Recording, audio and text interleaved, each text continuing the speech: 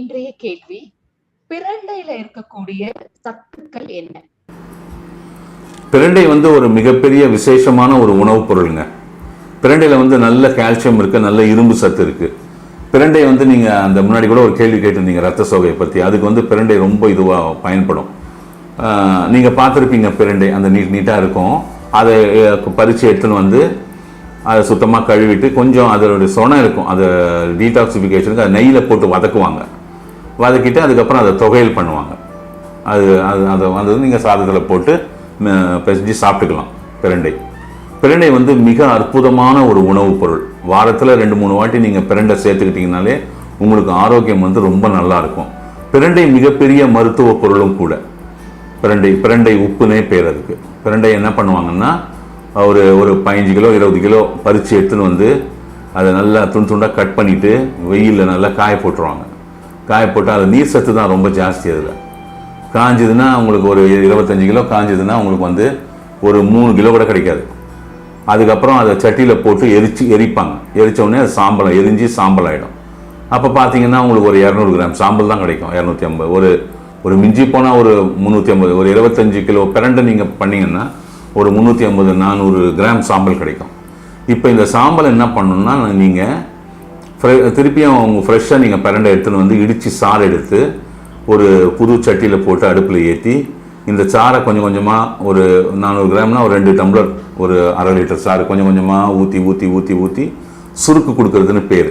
சூட்டில் அது நினச்சி காயும்.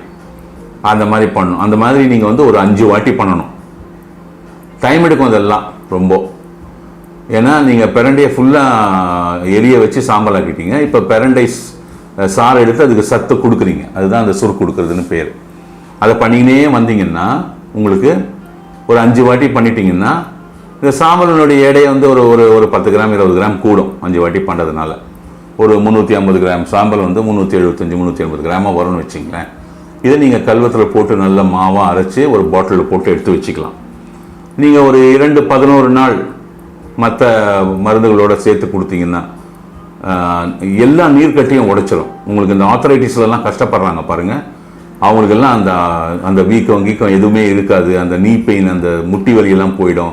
இந்த மாதிரி ஃப்ரோசன் ஷோல்டர்ஸ் இருக்கிறவங்க, டென்னிஸ் எல்போ இருக்கிறவங்க, இவங்களுக்கெல்லாம் பிரண்டை உப்பு தயாரிக்கும் முறையை நான் இப்போ சொன்னேன் உங்களுக்கு. பிரண்டை உப்பு மாதிரி ஒரு மிகச்சிறந்த ஒரு மருத்துவ பொருள் எதுவும் இருக்க முடியாது. அவ்வளவு ஒரு உயரிய உன்னதமான ஒரு பொருளாக அது அமையும். உடலுக்குள் தேவையில்லாத இருக்கக்கூடிய நீர்க்கட்டுகளை உடைக்கும். ஒரு 11 நாள் இன்னொரு வாரம் கேப் விட்டு ஒரு 11 நாள் காலை மாலை நெய்யில் சாப்பிட்டா போதும்.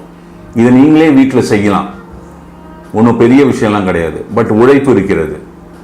உங்கள் நேரத்தை நீங்கள் செலவிட வேண்டும். காய வைக்கிறதுக்கு ஒரு இடம் வேணும். சட்டியில் போட்டு கொடுத்துறதுக்கு ஒரு இடம் வேணும். கண்டிப்பாக இதெல்லாம் ரொம்ப பெரிய ப்ராசஸ்லாம் கிடையாது. ரொம்ப சின்ன ப்ராசஸ் தான். ஒரே ஒரு பிரண்டையை வச்சு ஒரு அற்புதமான ஒரு மருந்து செய்ய முடியும். அந்த மாதிரி நீங்கள் மருந்து செய்வீங்களானால் உங்களை சுற்றி இருக்கும் எண்ணற்ற உங்களுடைய சக மனிதர்களுக்கு நீங்கள் உதவி செய்ய முடியும். இதுதான் பிரண்டையினுடைய மகத்துவம். பிரண்டையை வாரத்தில் 2 முறையாவது நீங்கள் உங்கள் உணவில் சேர்த்துக்கொள்ள வேண்டும். அதுக்கு முக்கியமாக நீங்கள் பண்ண வேண்டியது என்னென்னா, நீங்கள் உங்கள் வானலை வச்சு நீங்கள் பயன்படுத்தக்கூடிய பிரண்டையை அதை கட் பண்ணி போட்டு கொஞ்சம் நெய்யில் வதக்கி எடுத்துக்கணும். அது ஒரு டீடாக்சிஃபிகேஷன் ப்ராசஸ். அதுக்கப்புறமா நீங்கள் உங்கள் ஃபுட்டுக்கு அதை தொகையல் பண்ணுறீங்களோ என்ன பண்ண போகிறீங்களோ உங்கள் ஃபுட்டுக்கு நீங்கள் எடுத்துன்னு போகலாம். வணக்கம், நன்றி.